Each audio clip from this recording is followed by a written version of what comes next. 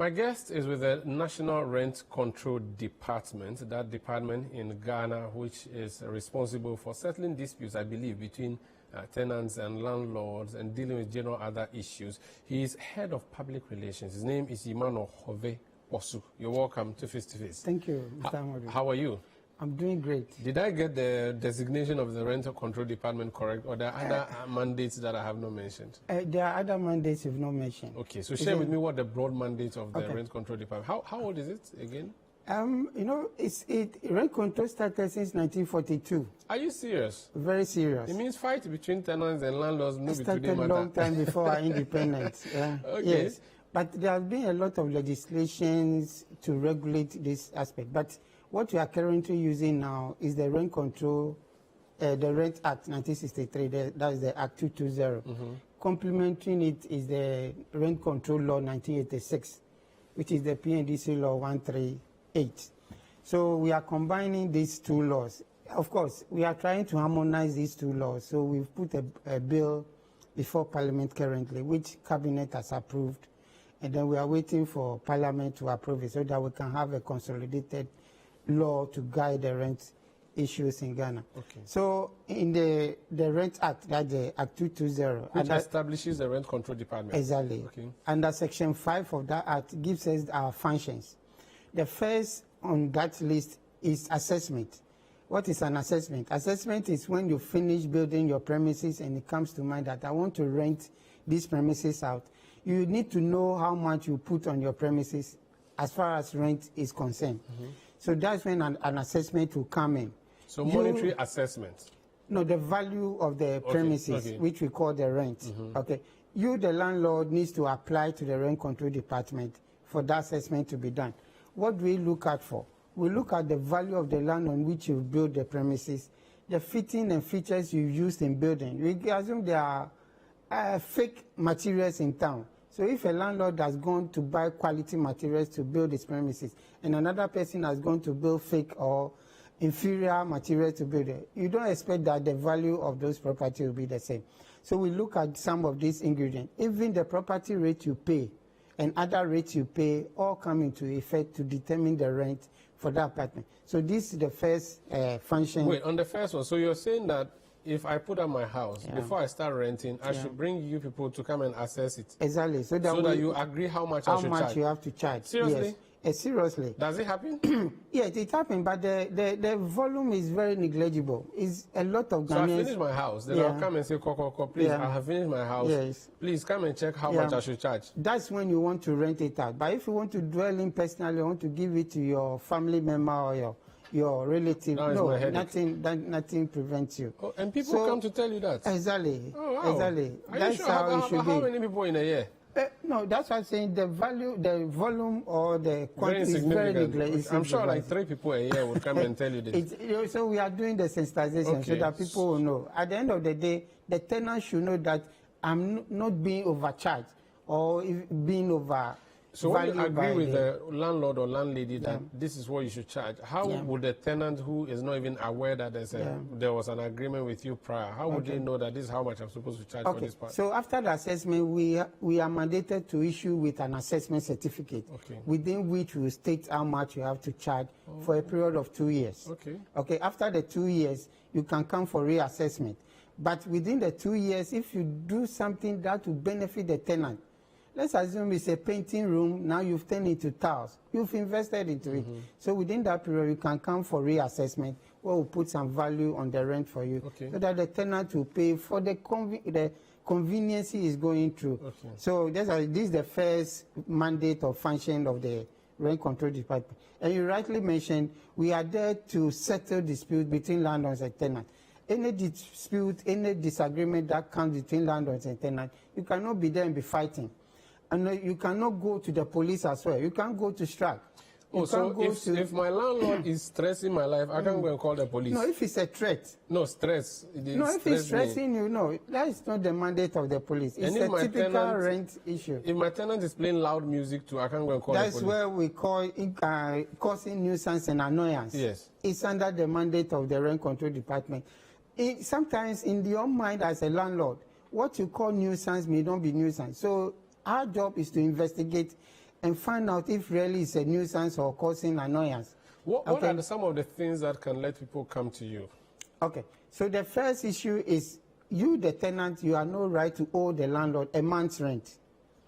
Okay. Just a month. Okay. So if you are owing the landlord a month's rent, the landlord has right to come to the rent control department, and then we start the eviction process.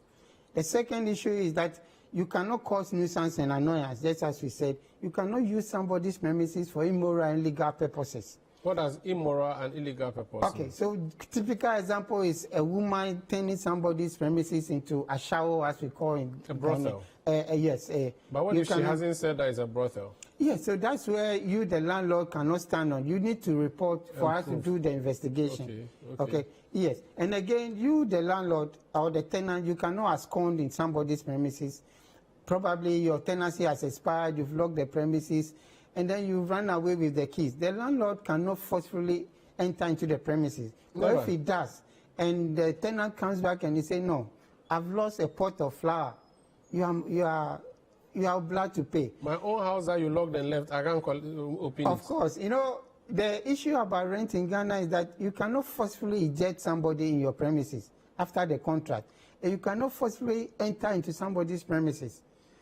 The fact that the tenancy has expired and the person has not given you the keys to enter the place, you cannot forcefully eject. There are legal process. Yes, there are legal process you have to follow. Maximum, it takes less than a month. The process involved, we call it as abscondance process. You come and report to us. We make you swear an affidavit to indicate that really the place belongs to you. We give you a notice to be pasted in front of the door of the premises for a period of 2 weeks. After the 2 weeks, if the tenant does not appear again, we go before the magistrate and seek order to force open the premises.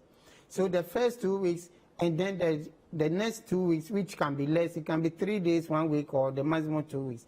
Then if we get that mandate from the magistrate, we will, together with you, force open the premises, list any item we see there, give it to the landlord for safekeep for another period of 2 weeks.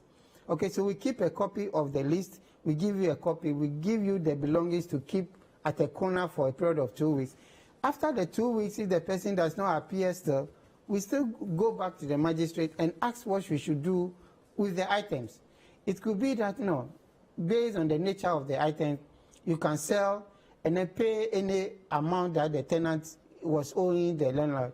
And then the rest of the money, you pay it in the consolidated fund. Or based on the nature of the items, we can give it to the SOS or any charity organization. So that will be the discretion of the magistrate. So they cannot say they're going to look for the person and give him his things back? No, the person will first put 2 weeks notice. If he doesn't there, show up, that's you it. don't show up. After we've gotten the order, we've gone to force open the place, we've packed the things somewhere, still you are not showing up. Of course, there's nothing we can do. The person needs his premises. What if, as a landlord, I decide to film the whole process? I film the carpenter breaking the door, I go inside, I record everything live and say, this is what I found in this room. I'm collecting everything and keeping it. When the man comes back, I'll give his things to him. Would I have breached the law? You've broken the law. You know, in this age of forged documentaries, you cannot film somebody and come and show it. An officer should be present to witness the opening, the listing, and then the safekeeping of the property. What so if I go and tell the police that this is what I want to do? Yeah, so that's what I'm saying. If it comes to typical rent issues, there's no criminal offense, criminal thing that has been. The police has no mandate. It's a typical rent control issue which we have to follow the due process. But you don't have offices nationwide. I mean, do you have an office in Agoto, for instance? I'm not sure you do. Do you have an office in, I don't know, do you have offices anywhere? Yeah, of course. Nationwide, we have 58 offices. Nationwide, 58? Yeah, in 14 regions. But one office sells 2 or 3 adjacent offices. We are pushing that will be visible in the 275 districts in the country. In Greater Accra, how many offices do you have? We have 11. 11? Where? 11. When coming, we move from Tema. You come to Ashaman. So you have an office in Tema? We have office in Tema, Ashaman, Amasaman, Ofanko, then Accra Central. Now we are opening one at Teshin, which has started. You go to Wager coming, yes. So these are some of the offices. What if I live in Adan? It means I cannot get an office. Adan now you can access us at Pram Pram. Okay, so you have an office in Pram Yeah, Pram. we have office at Pram Pram. In Volta region, how many offices do you have? Volta region, we have barely 3 or 4. Hovey, Denu, and then Akachi, yes. But it will not be convenient for a landlord to travel all the way there to go and report to you when there's a police station everywhere. No, so you know the police has their mandate. And these are typical rent issues. So if you go, they won't even hear you. The police will not hear you. They'll direct you to... They should direct us. But some of the police stations, most of the commanders in the districts are referring rent issues to us. But some also try to solve those problems. And when it comes to some technical issues, then before they refer the cases to us. Is there anything else you want to tell us on your mandate? Yes, and yes, just we've mentioned the assessment, dispute resolution, disputes, and the abscondant process, and then we also have mandate to refer cases to the magistrate. You know, we have a limit as rent control. It's the magistrate who will stamp any of our recommendation. So if we finish with our investigation, it's the magistrate who has to stamp on it before it come into effect. So these are the functions under Section 5 of the... I think you have a rent court, or you don't? We don't. Any district court... You used to have a rent court, you never had? No. Under the Rent Control Law 1986, they established the rent tribunal. But after the PNDC was taken over, it doesn't exist. So you don't have a court, a specialized court where only rent matters are dealt with? That's as I was saying. Any district judge who sits on rent cases is called a magistrate. So all district courts can be referred to as a rent magistrate. The place you have at Tema Station, is that your head office? Yeah, it's supposed to serve as the head office and then the regional office. National head office. Exactly. And then the Greater Accra. It looks like you yourself, you need to rent a new place, don't you think so? No, the one you were talking of is under renovation remodeling now. Okay. We are on the roofing level. So now rent control is renting under the AESL building, under the Ghana Highway Authority. So that's where administrators. Oh, that's where we are busy now. So you are not now at the Ghana Health Service office? No, that one is under renovation. You are building a new one? No, we are remodeling it.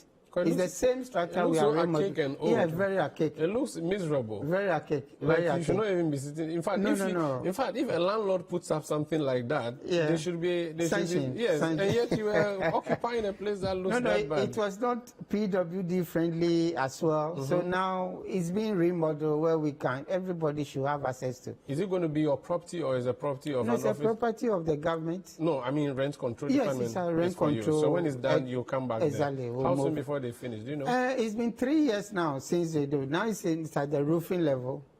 And we pray that money will be released, though allocation has been made in this year's budget to finish it up. So we pray that the money will be released for it to be completed. So your other offices you have nationwide, are they in the district assemblies or you rent places and use it as your rent office, offices? They are mostly at the district assemblies. Because we fall under them. So every assembly would give you a small room? Will give you a small room for us to pitch and then do our work. Now, you've just shared with me some of the things that a landlord cannot do. Okay.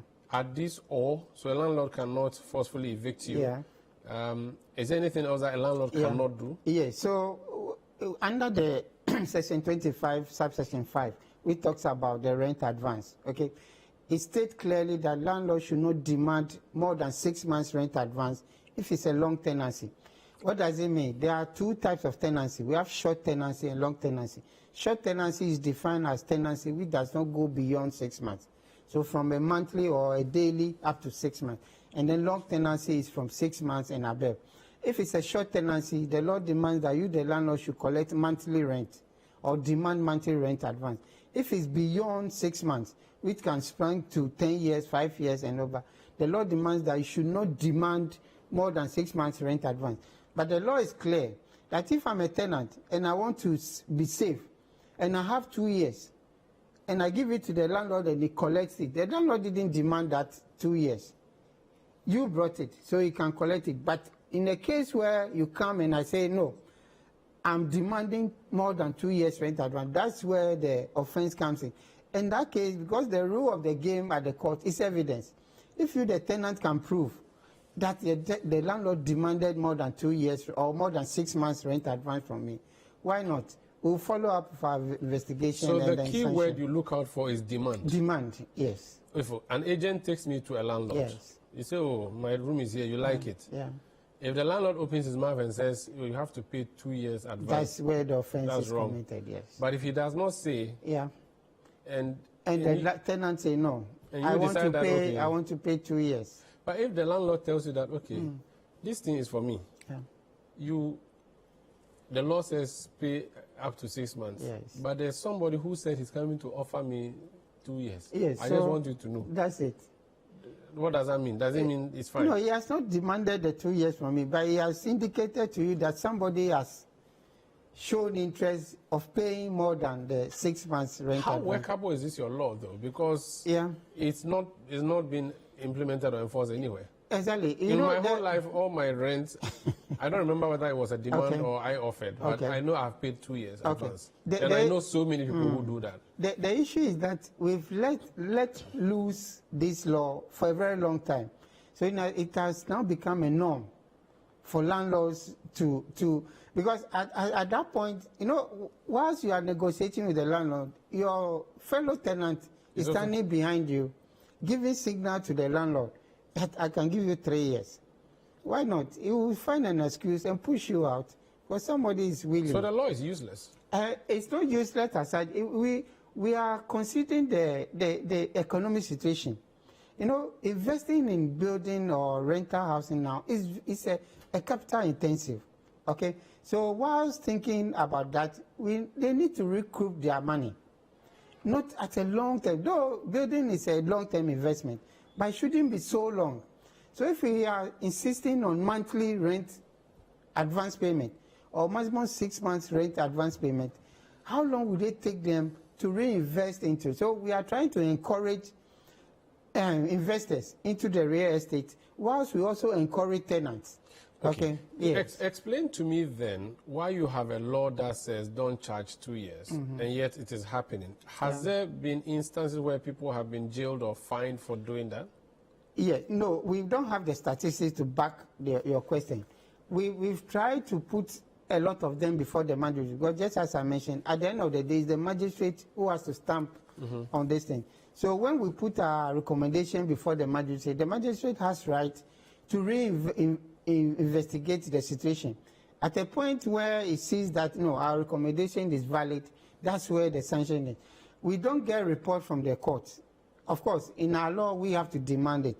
We don't get the report to know the statistics of how many landlords have been sanctioned. But have you been securing conviction in that regard, though? Yeah, that's what we do, because we quote the law and the relevant so a lot punishments. of landlords have been found to be culpable. That's why we don't have the statistics. No, but at least you remember that there's even one landlord at least, because it sounded like you don't punish anybody, so it doesn't deter anybody. In 2018, which is a long time, one landlord was sanctioned, but from then on, just as we should have pushed for the reports to come from the court for us to know the number of landlords who have been punished or not. We are working on it. So to reiterate. A tenant can pay more than 2 years. He can even pay 100 years if he wants. Yes. But it has to be his decision. His decision. But if it is to go by the law, he's obligated to not pay more than 6 months. Exactly.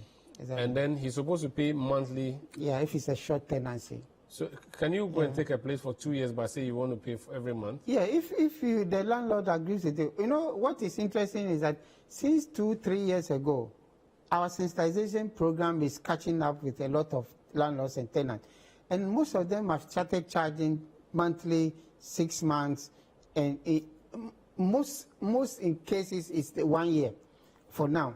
It's interesting that it's catching up with them, but again, the number is very negligible.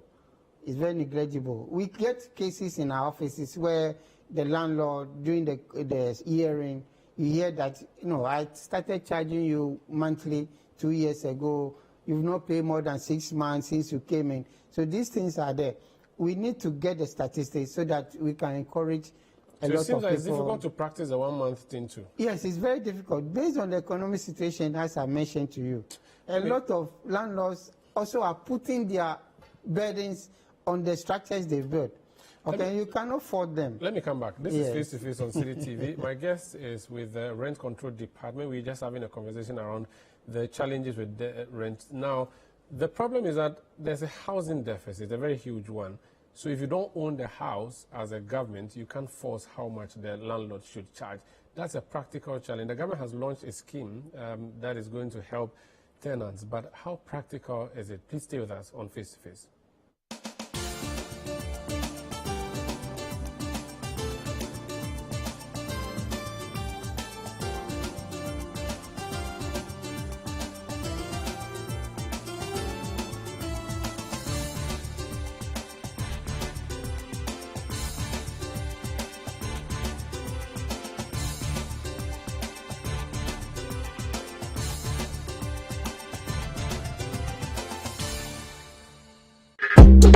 It's City on the Go. You don't have to miss any of your favorite television and radio shows on City TV and City FM. Enjoy thrilling content from your world of great television and relevant radio at your convenience. Subscribe to CityTube on YouTube. Turn on your notification button and receive prompts on our live streaming sessions and new content uploads. For easy access to the CityTube page, scan the barcode on your screens. Subscribe to the CityTube page and voila! Unlimited content awaits you. Don't forget to subscribe to CityTube for amazing content from City TV and City FM.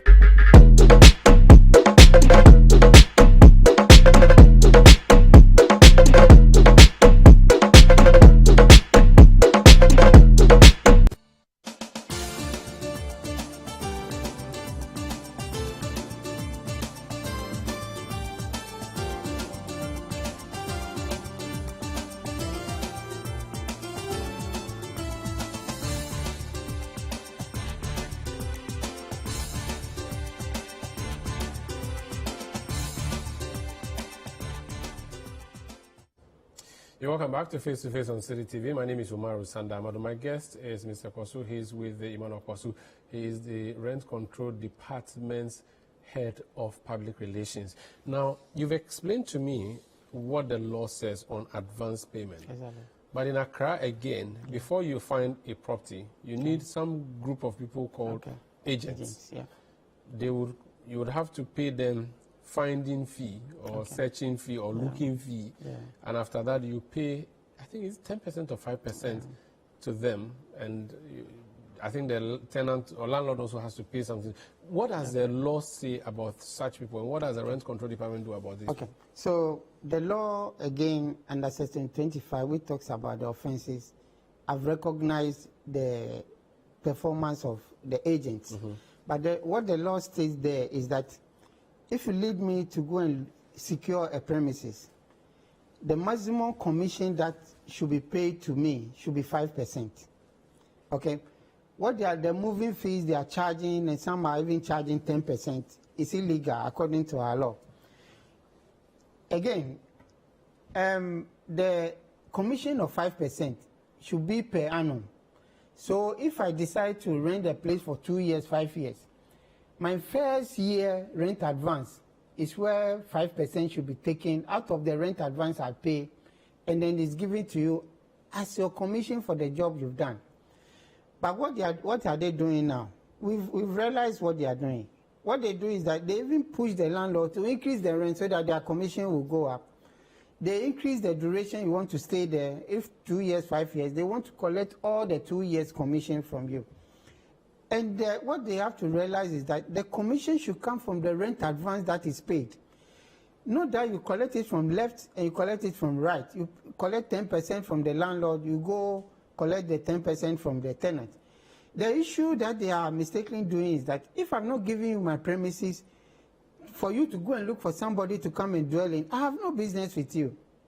Okay, and in any case, if you do your poster that you have vacant premises somewhere, you make the advert. If I come and I'm looking for premises at Tesano, and you don't have, you just tell me you don't have, then I move to another person. But let me pay the moving fee, then you take me to Medina. You know where you are taking me. I'm looking for 2-bedroom house.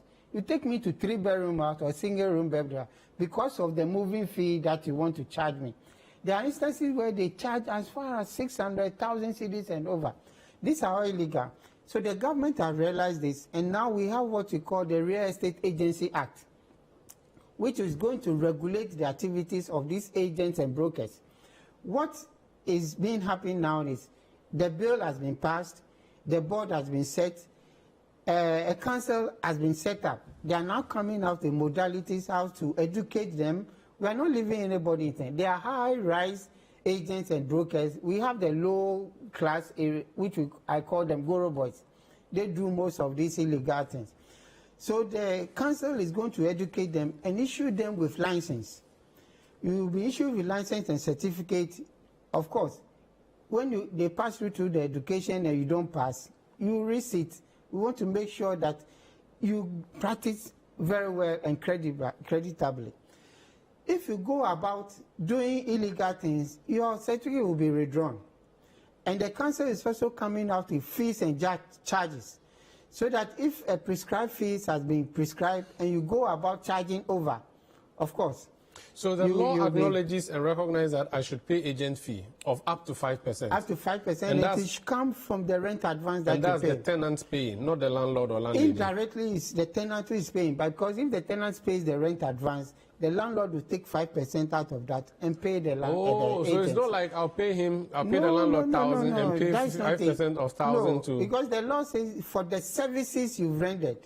The service so the landlord is the one who does the payment, not the tenant then, but you pay the landlord. You pay the landlord. Then the landlord removes some more and gives to you. Exactly, because I've contracted you to go and look for somebody for me. Okay, that's how it's supposed to work. And the law recognizes that. That's how the law recognizes. The money that they collect for transportation, no, that shouldn't be, because you should work within your environment or your environment, because you should have a jurisdiction.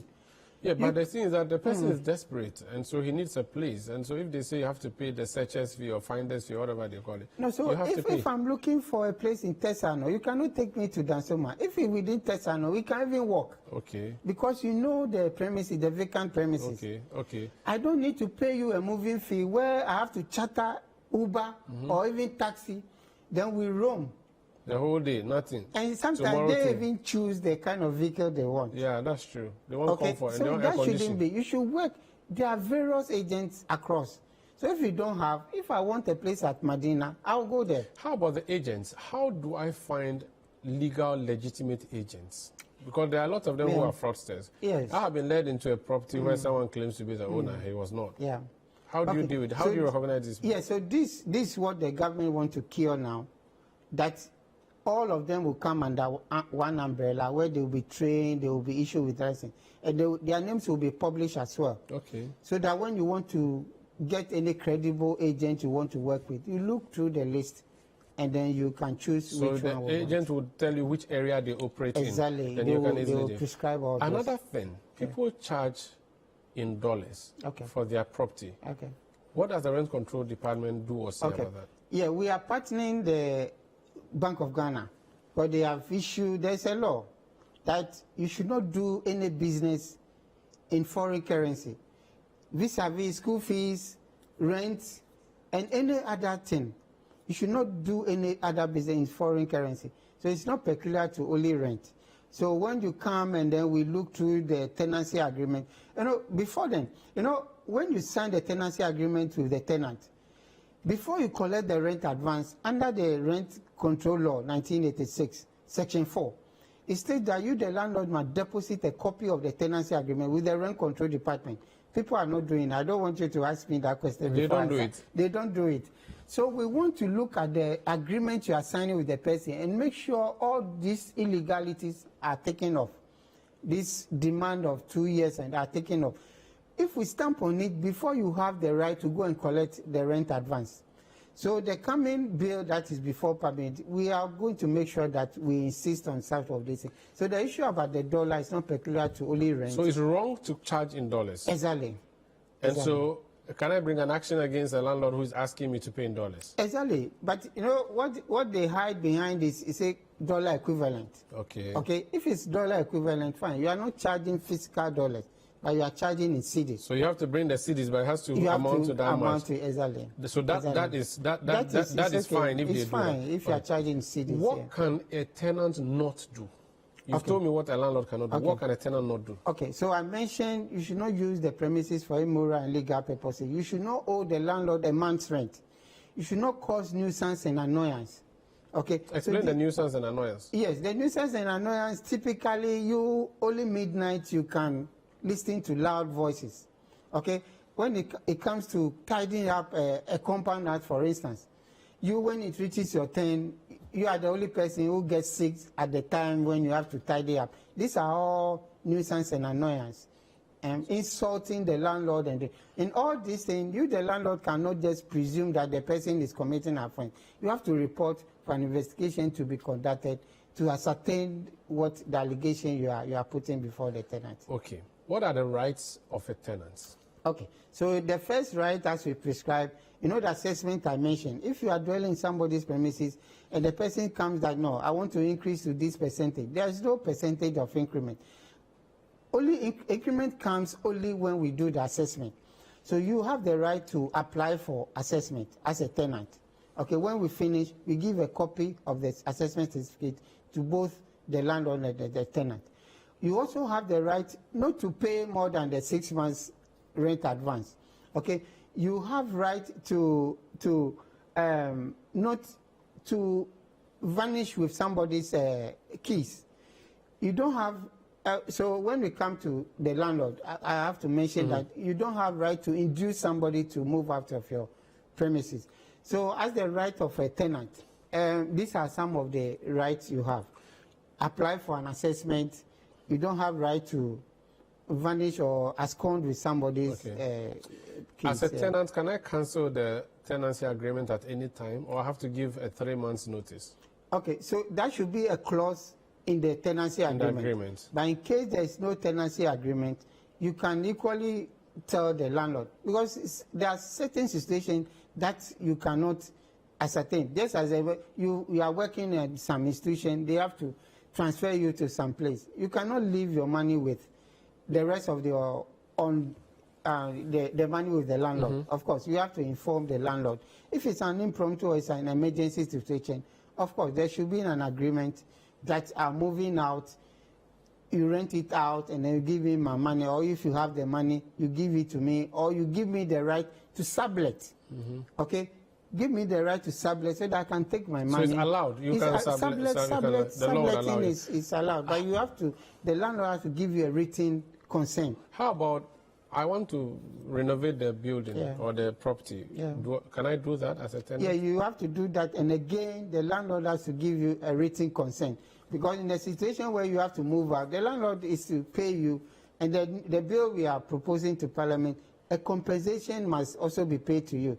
But now you've invested in somebody's property. So if the landlord has given you a written consent, he cannot turn away and say, but if it's not written and you go ahead and do it, then it's your own palaver. So when you are leaving, you can either remove it. Remove it and make sure you reinstate the place as you the see way it was. And then you can remove your things. What about the part where a landlord will say, oh, I've reached rental level, I just want to move, so bring the money, let me finish it, then you can occupy. Is that okay? Yeah, so that's okay, but again, it has to be written with witnesses. But the landlord can come on, we didn't agree on this, or I told you not go beyond this limit. If there's a written consent, that will be the evidence that, no, this is the agreement you came with the landlord. Let's talk about compound houses. Okay.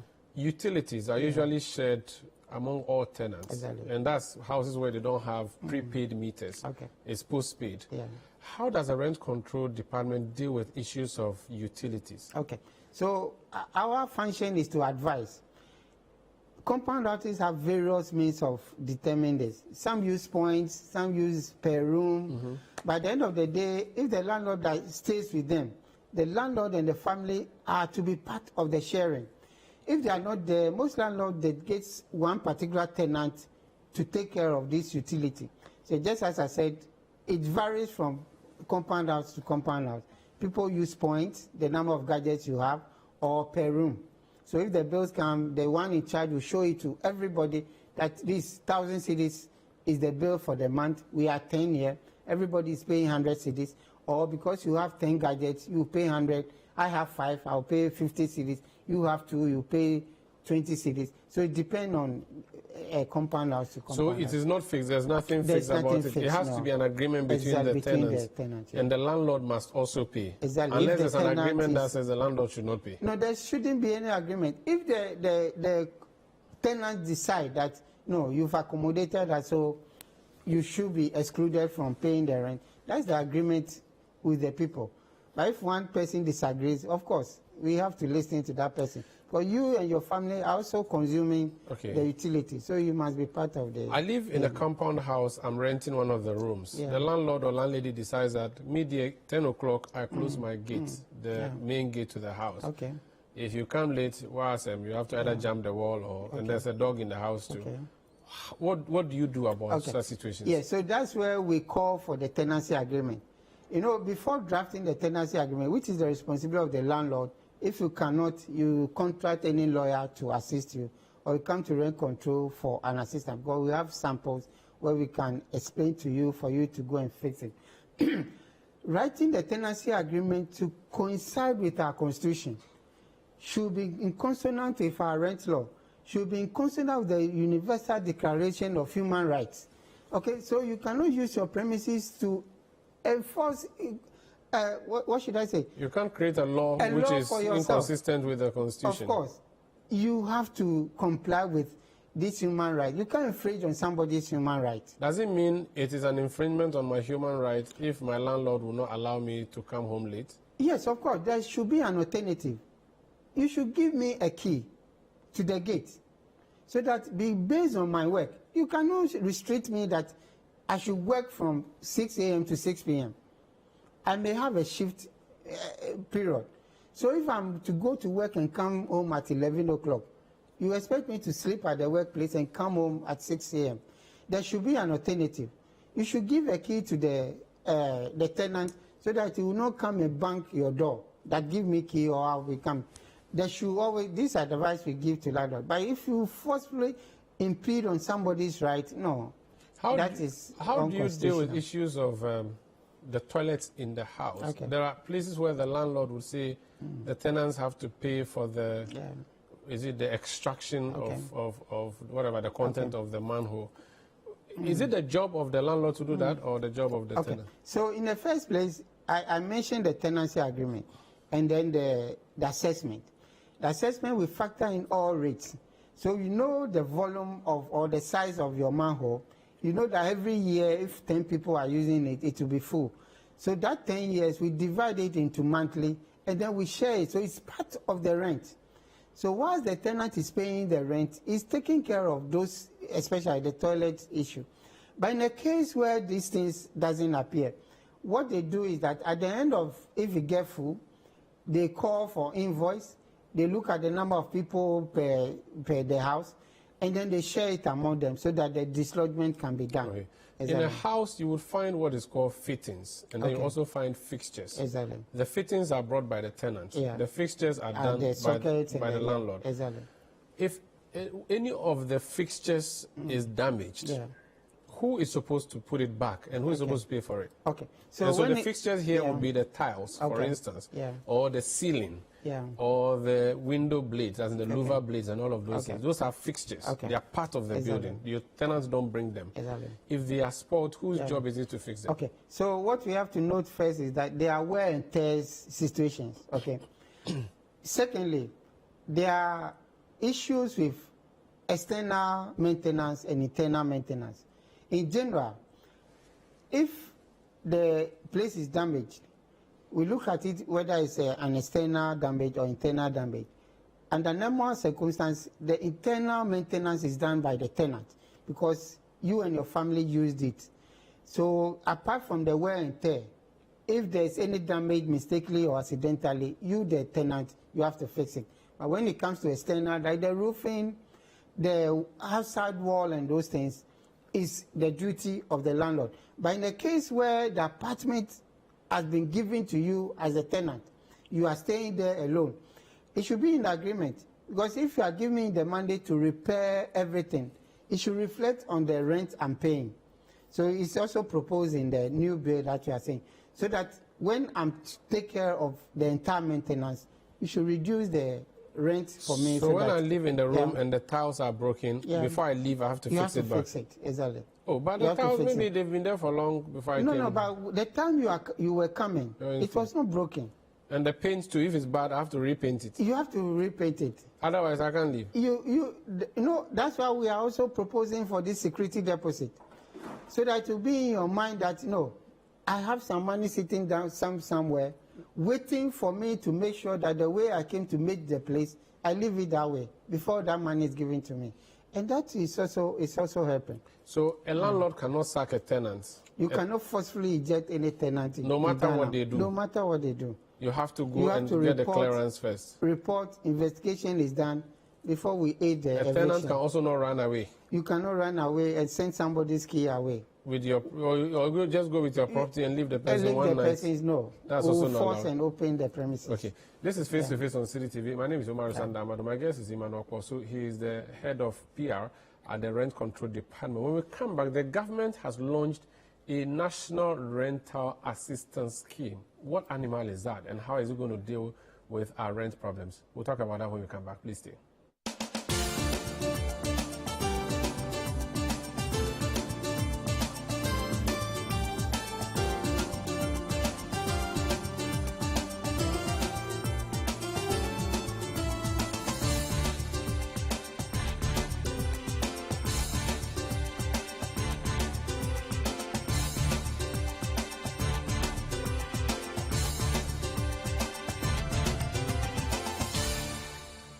My name is Gina, and this salon is where I work. Good morning. Hey, good morning. Dresses.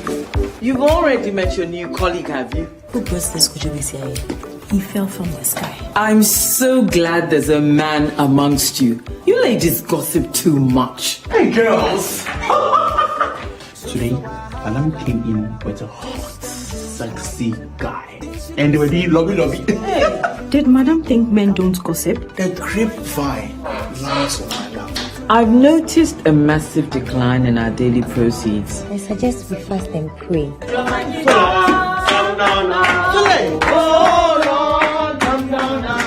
The spirit, Helabaga, told me today that I'll see a man in this salon. He said his wife is dead? Yes, she was sick. Hey, what sickness? Aite, it is your mother that will get leukemia and die. It is your mother. I don't like what you are doing at all. Hey, you want to fight?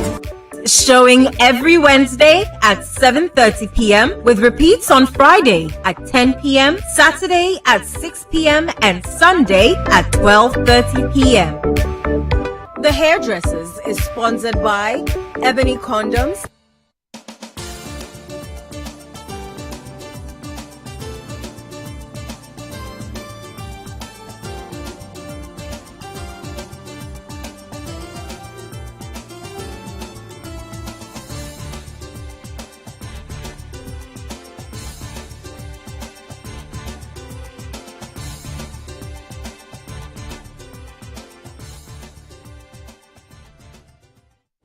You're welcome back to Face on City TV. National Rental Assistance Scheme. Yes. Government, the Vice President, Dr. Mahmoud Bawumia, did a launch.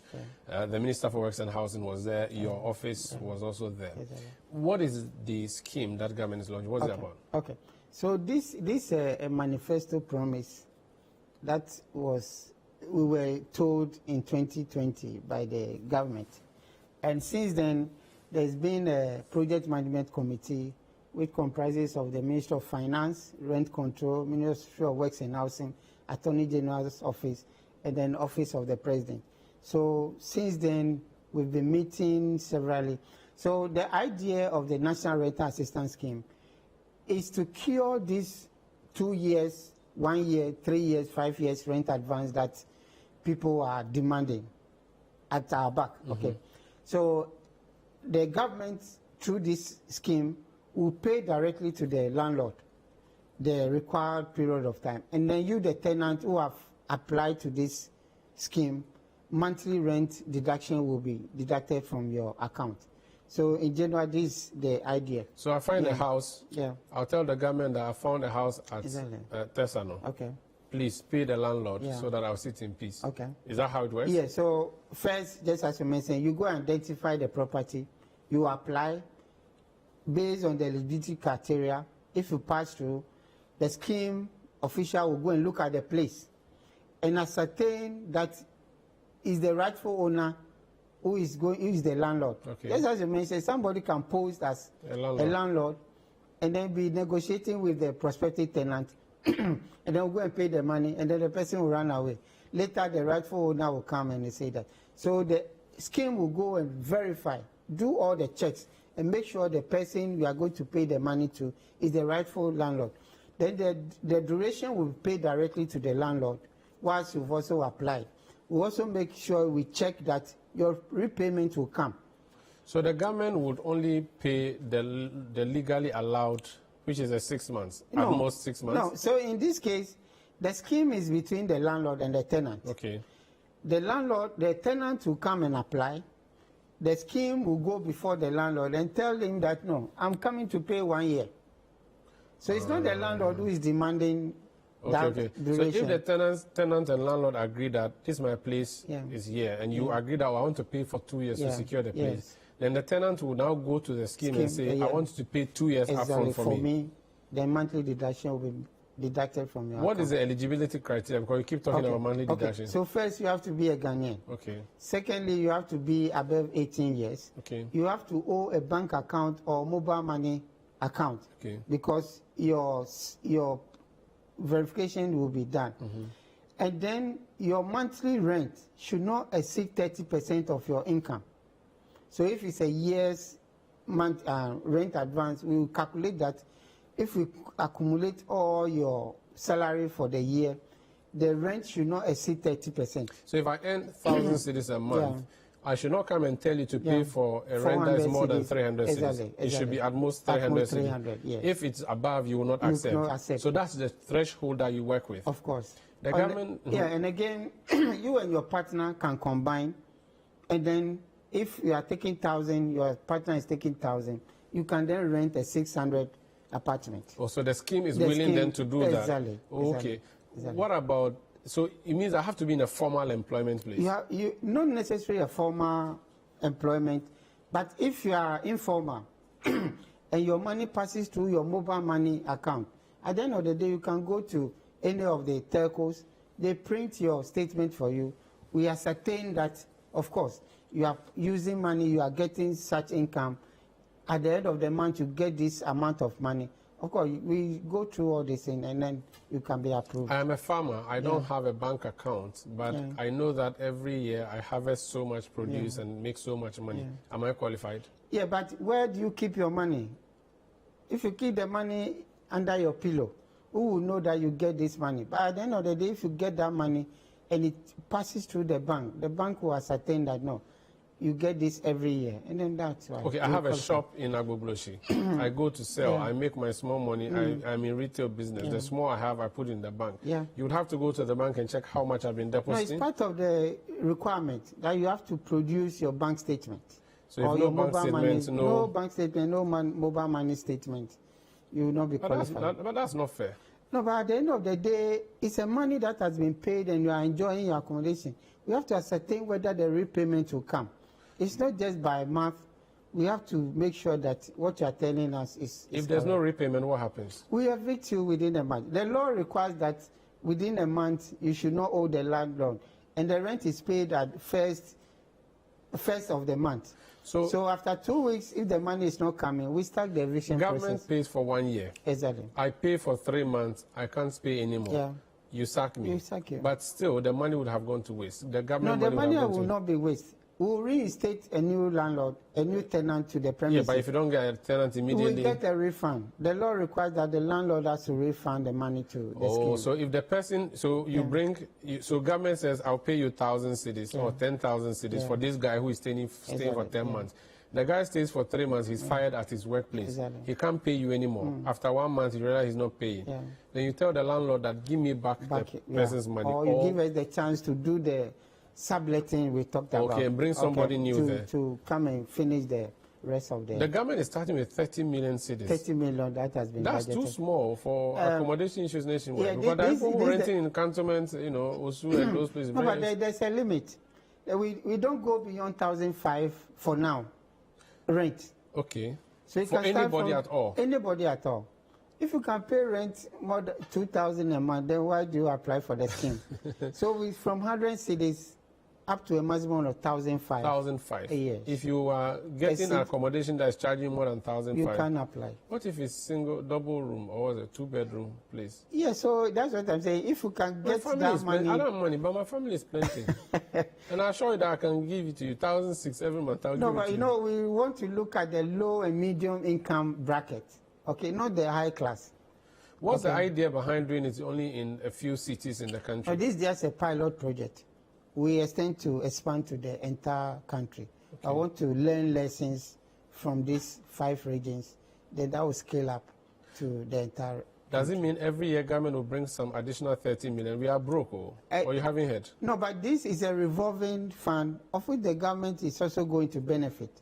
How is the government going to benefit from it? What's the interest the government gets? The interest on it, if we state, is about 12%, which is added to.